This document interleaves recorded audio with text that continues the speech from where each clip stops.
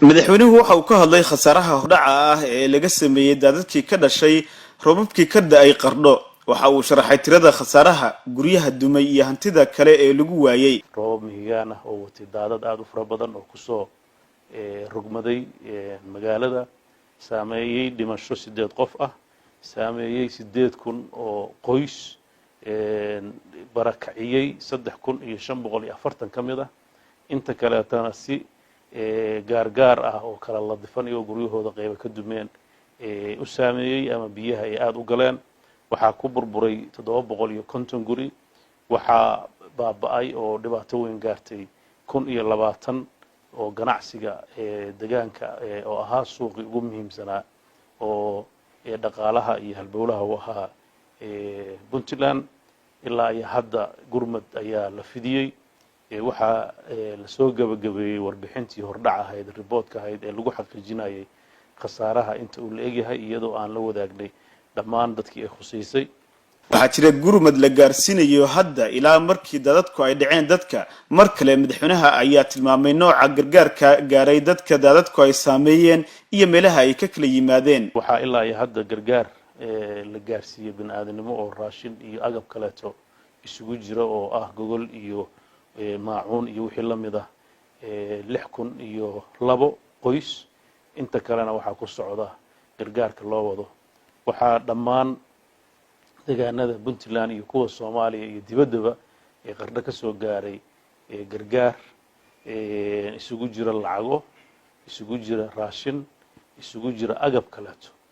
dhammaan magaalooyinka Puntland degmooyinkeeda degmo aan wax ka imaan waa ay yartahay.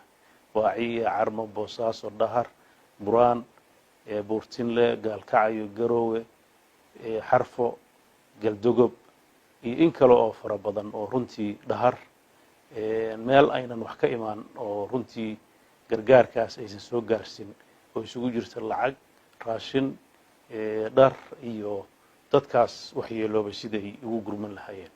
madaxweyne Siciid Cabdulaahi Dani ayaa sheegay in dawladda Puntland ay muujisay dadaal dheeraad ah si wax loogu qabto dadka, waxaana dhanka kale uu u mahadceliyay dawladda federaalka ee Soomaaliya oo ka qayb qaadatay gurmadka.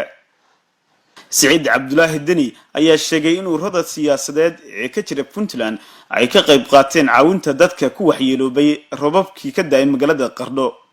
Siciid Cabdulaahi Dani ayaa tilmaamay in guud ahaan shacabka reer Puntland kuwooda jooga dibadda iyo gudaha qaar ka mid ah shacabka Soomaaliyeed ay iyana ka qayb qaateen.